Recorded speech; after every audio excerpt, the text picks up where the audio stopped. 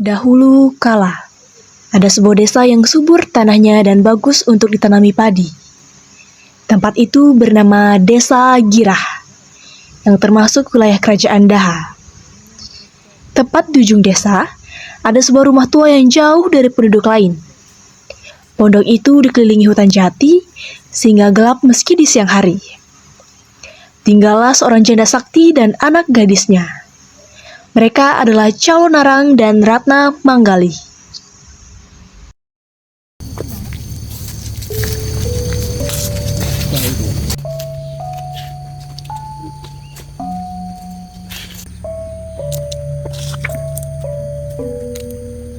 Ibu, mengapa wajahmu murung sekali? Bagaimana aku tak marah? Ratna, kau sudah dewasa, tapi tak ada pria satupun yang berani melamarmu. Mereka semua takut padaku. Ibu, mungkin mereka takut karena kabar yang beredar. Katanya ibu memakai ilmu hitam. Jika mereka berani menuduhku penyihir, akan kutunjukkan semua kekuatanku. Wahai murid-muridku, malam ini sebarkan penyakit di seluruh desa ini. Ibu, Biar mereka tahu siapa Calonarang sebenarnya. ibu jangan lakukan itu. Rata tidak ingin melihat orang lain menderita. Diam, Ratna.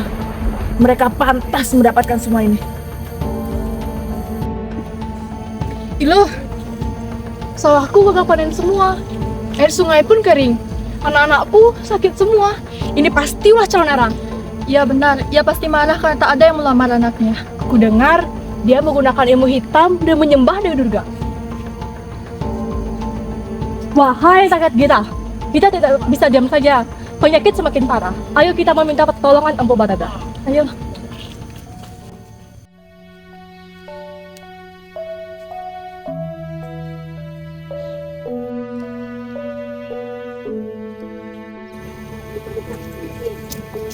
Guru, sawah-sawah banyak gagal panen dan masyarakat semua pada sakit. Ini pasti ulah Calonarang, Guru. Benar, Bahula. Ilmu hitamnya memang kuat, tapi aku punya rencana untuk mengalahkannya tanpa kekerasan. Baik, Guru. Apa yang harus kulakukan? Kau harus menikahi putrinya, Ratna Manggali. Jika hati Calonarang luluh, maka dia akan berhenti menyebarkan penyakit. Baik, Guru. Jika ini demi masyarakat, aku akan laksanakan. Pergilah ke desa Girah, lakukan dengan hati yang tulus. Baik, Guru.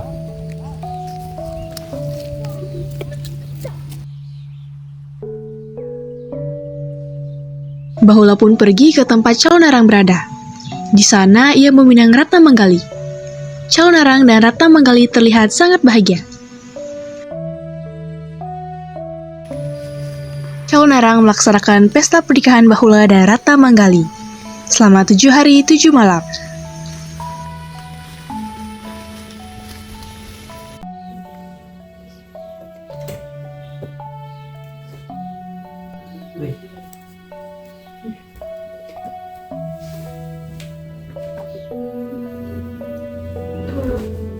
Terima kasih ya. Berkatmu, ibu bisa terlihat sangat bahagia. Iya istriku, tapi aku berpikir dari mana sih ibu mendapatkan kekuatan sebesar itu? Sebenarnya, ibu memiliki kitab suci warisan leluhur. Dari kitab itu, ia bisa memanggil Dewi Durga dan menggunakan kekuatan gaib. Kitab itu nggak pernah lepas dari tangannya. Jadi, disitulah sumber kekuatannya. Ada apa suamiku? Tidak apa, tapi aku berpikir bagaimana sih kekuatan sebesar itu bila digunakan untuk hal yang baik? Benar juga sih. Ah, sudahlah. Mari kita istirahat. Masih lelah kan? Di malam harinya, Empu Bahula pun menyusup ke kamar Calonarang untuk mencari buku warisan yang dimaksud Ratna Manggali.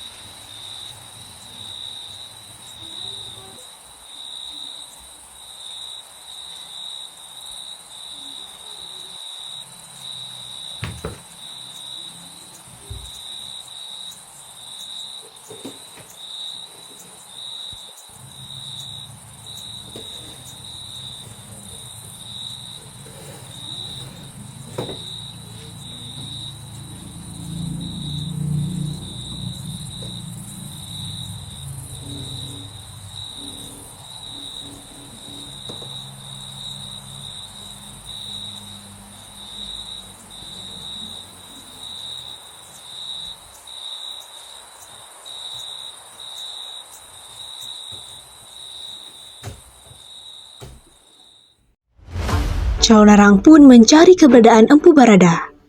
Setelah ia mengetahui bahwa buku warisan leluhurnya dicuri oleh murid Empu Barada, yaitu Empu Bahula.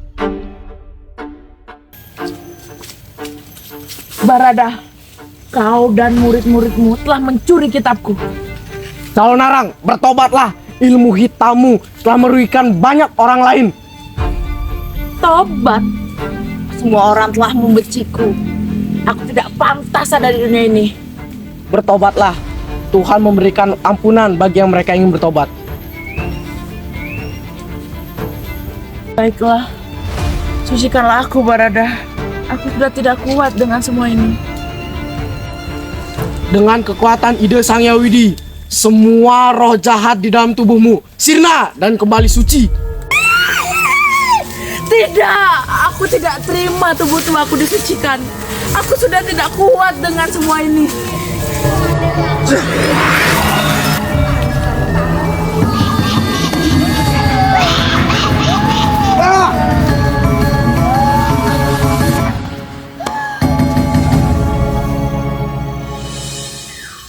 Biarkan aku pergi dengan tubuhku yang suci dan tenang ini. Semoga arwahmu diterima di sisi Sang Hyang Widi, Calonarang.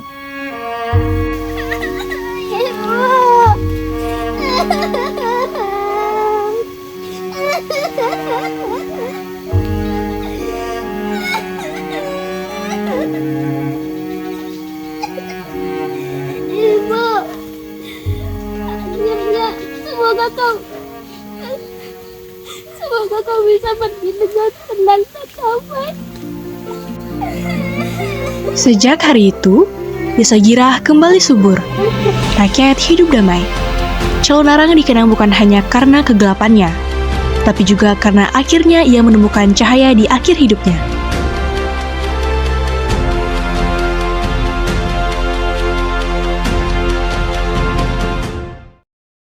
Tidak, aku tak terima tubuhku deh.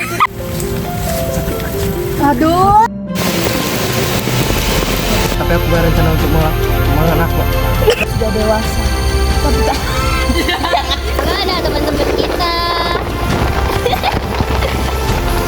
Gimana kok tahu warriornya? Nggak usah